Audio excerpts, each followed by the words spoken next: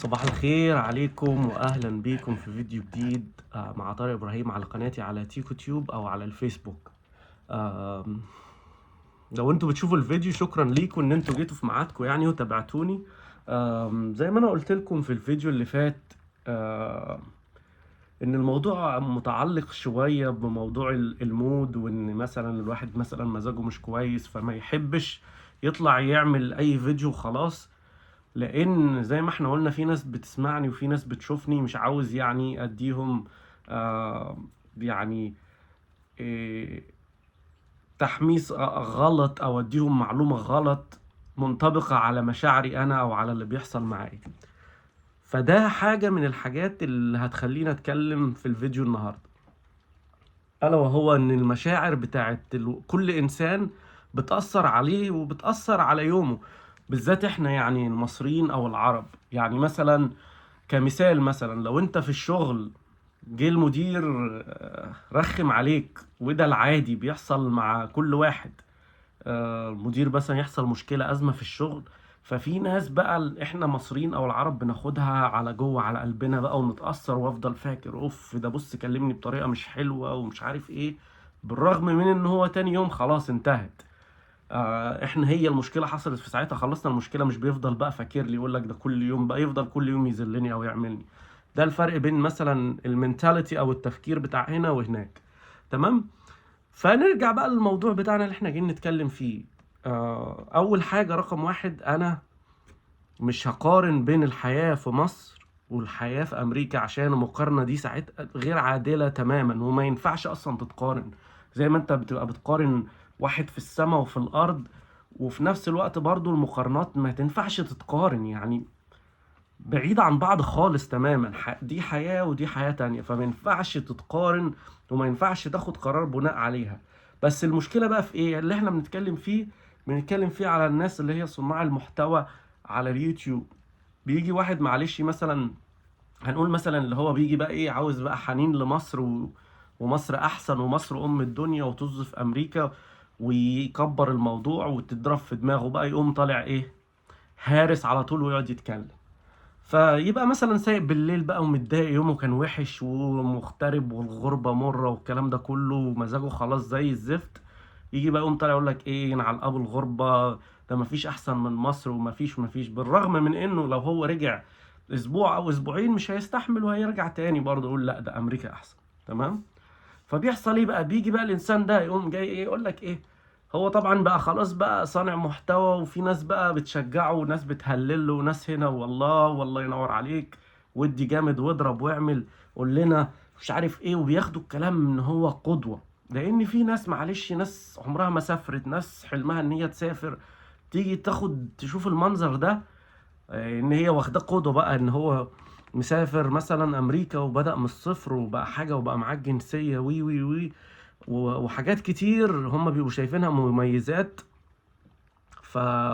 فبيتبعوه في اي حاجة، يقول له والله امريكا زفت وعاوز ارجع مصر، اوف ده الواد ده شكله صح، ده مصر زفت وعاوز ارجع امريكا، ده الواد ده صح.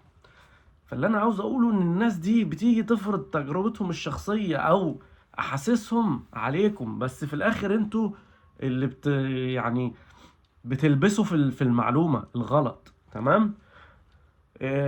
كنت انا عملت في فترة فيديو من الفيديوهات على شخص من الاشخاص اللي هم قاعد يقول لك انا اتصدمت في امريكا ومش عاوز اعيش في امريكا تاني وهنزل اعيش في مصر. وجيت برضو قلت يا جماعة ده بيتكلم على ظروف شخصية واحاسيس شخصية والكلام ده كله، وخطط مرتبها هو في دماغه، فما ينفعش كل واحد ياخد التجربة كمبدأ وكطريق.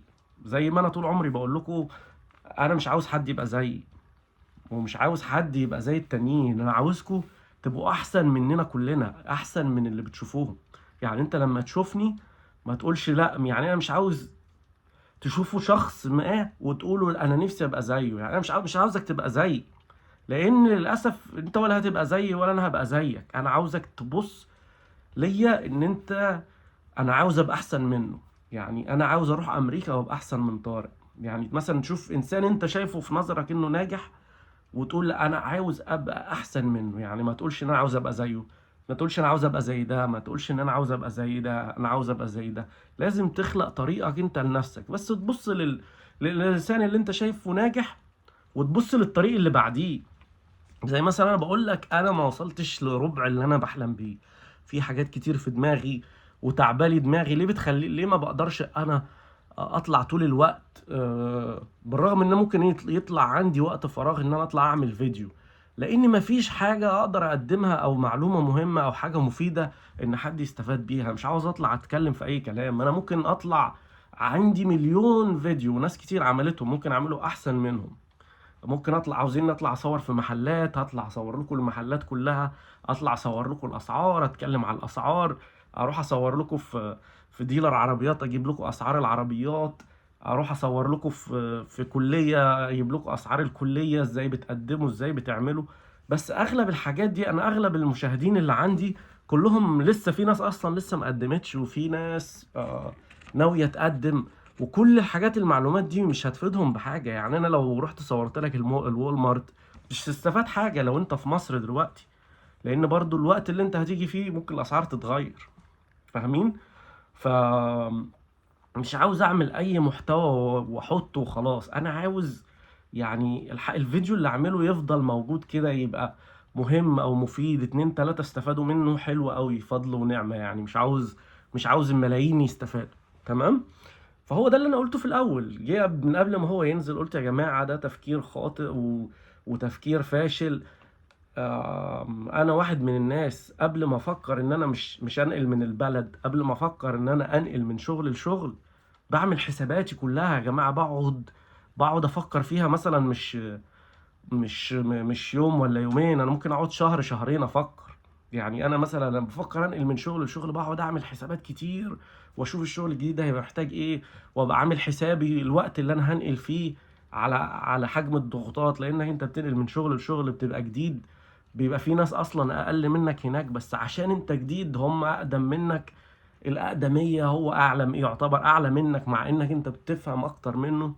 فان عشان انت تتخطى المرحله دي والمشاعر اللي جواك دي، ان في ناس اقل منك اصلا في الشغلانه وبيتنططوا عليك وبيعملوا صعبه. فلازم بقى، لان انت هتضغط، عندك ناس عايشه معاك هيتضغطوا معاك، وهكذا. في تفكير في حاجات كتير. ما ينفعش اخد قرار اقول انا هنزل اعيش في مصر وانا معايا اسره كامله وما خدتش رايهم، ما فكرناش في الموضوع مع بعض هنعيش ازاي. آه، جالي اكتر من مره تفكير في دماغي ان انا انقل من الولايه. ما ينفعش، مش واحد اتنين تلاته، هي يا جماعه موضوع محتاج تفكير كتير. وبقى بساعتها مش بتبص لبكره، لا، ده انت بتبص لسنتين 3 سنين قدام. ما ينفعش الواحد يفكر في حاجات اللي هي الخطط للمدى الطويل دي. ما ينفعش تفكر لليوم الواحد او تبص تحت رجليك. خليها عادي، تقول نمشي اليوم بيوم. وما ينفعش يا باشا، ده انت بتنقل حياه كامله، انت بتسيب قارة كاملة بينك وبين القارة التانية 12 ساعة. تمام؟ تيجي تقول لا، ده الحياة صعبة في أمريكا، وأنا تعبت وأنا زهقت، وأمريكا مش حلوة. إزاي مش حلوة؟ دلوقتي عامل فيديو تاني بتشتكي من الكلام اللي أنا قلت عليه قبل كده، إن أنت هتشتكي منه. إزاي هتستحمل؟ هتستحمل الطرق؟ إزاي هتستحمل الزحمة؟ إزاي هتستحمل؟ أنت بتتكلم على أقل حاجة، على الشوبينج. بتتكلم لما أنت تروح تعمل شوبينج، ان انت بتجيب حاجه ما تعرفش سعرها، وان لازم هنا ولازم هنا. طب ما اكيد، ما معروفه الحاجات دي. انت تحسسني ليه ان انت ما مش مولود في مصر، او عشت 20 على الاقل 20 سنه او 30 سنه في مصر؟ فاهمين؟ فالناس بتيجي بتحسسك ان ايه ده، لا انا خلاص جبت اخري هنا، انا هنزل اعيش في مصر، ده مصر جنة. طب يا ابني، انت عرفت مستوى المعيشة هناك عامل ازاي، نسبة الاجور، الاسعار عاملة ازاي، الحياة عاملة ازاي، هتقدر تتعايش، هتقدر تتعامل مع الناس؟ عمري ما قلت ان مصر وحشة او الناس مش كويسة، اتمنى اعيش في مصر. بس الدرجة العلمية او الكفاءة او المستوى اللي انا وصلت له هنا، ممكن ما اقدرش يعني اعيش بنفس الطريقه. زي مثلا انت بتيجي مثلا تروح تخطب واحده، ويكون اهلها ناس محترمين، بتقول لهم ايه طلباتكم، يقول لك انا عاوزها تعيش زي ما هي كانت عايشه عندي، ما تقلش عن اللي عندي. فما ينفعش انت مثلا تبقى انت عايش في امريكا في المستوى ده، وتنزل بقى ايه، تخش في الزحمه، تركب اتوبيس، تركب مترو، تركب قطر، المواعيد والحاجات دي معروفة. انت في نظام تاني، ده انت بتتكلم على نظام بلد كاملة. بتتكلم على ان انت هنا مثلا، انا عندي انترفيو في شغل بكرة الساعة 8، بدخل على الجي بي اس، مش بيضحك عليا، يقول لي التوقيت ان انا لو همشي من هنا هوصل 8 في ساعة، يبقى هي الساعة تعمل حسابك في 5 دقايق زيادة. انما عندنا طبعا هتقول انت ميعادك الساعة 8، لا، هتعمل حسابك في قبلها. لو انت ما معكش عربية ساعتين 3، حتى لو معاك عربية الجي بي اس مش هيجيب لك اي حاجة اكيوريت او اي حاجة مظبوطة بالظبط. بتعترض انت على الحاجات دي دلوقتي؟ طب ما معروفة يا ابني، ده انت بتتكلم عن نظام دولة. ليه؟ عشان كده ليه احنا ما بنفكرش نرجع مثلا؟ يعني انا لو رجعت الحمد لله اعمل كارير كويس واقدر اشتغل في افضل الشركات، وهشتغل برضو بنفس المستوى، بس انا ما اقدرش اعيش على النظام اللي هناك. دي انظمة بلد انا مش هقدر اغيرها. هقعد بقى انا اتجنن كل يوم الاقي ده بيمشي ده بيمشي ده ظابط، ده باشا، ده بيه، ده ال الطبقيات، العنصرية، الحاجات دي كلها اللي هي مش هتتغير دلوقتي. لما تتغير بقى نبدأ نفكر فيها. فده اللي انا حبيت اقوله، ان محدش ينفع ي- يبدأ يفكر في يوم واحد ويعمل تصور خاطئ ويبدأ يصدره للناس عشان الناس تعمل زيه. لا ده انا عاوز اروح، لا ده انا لما هنزل مش عارف ايه، لا ده انا عاوز اعيش في مصر بقية حياتي، لا ده انا عاوز اموت في مصر، لا ده انا عاوز. عشان كده على طول بقول لكم يا جماعة، ما ينفعش تبص على واحد وتبقى زيه، تقول لا ده انا هسافر اعمل فلوس ابني في مصر، لا ده انا هسافر اعمل زي ده اشتري بيت هناك وابقى امريكي 100% صرف واتأمرك. لا انا ما عاوز ابقى كده. ما تفكرش في اي حد، انت خد الحاجات الحلوة من ده ومن ده ومن ده ومن ده، وابدأ فكر بقى ان انت ازاي تكون شخصية تكون احسن من الانسان ده. يعني بصي يقول انا عاوز ابقى احسن منه. ده اللي انا طول عمري بتمناه، واتمنى اي حد من اصدقائي اللي اتشرف بيهم او الناس اللي هم بيتابعوني وهيجي في يوم من الايام يقول لي والله انا كنت بشوف فيديوهاتك وابص عليه والاقيه ناجح، بفرح جدا جدا جدا. ودي حصلت كتير، وشفت ناس محترمين جدا كانوا بيشوفوني من زمان ووصلوا لمكانات حلوة جدا دلوقتي.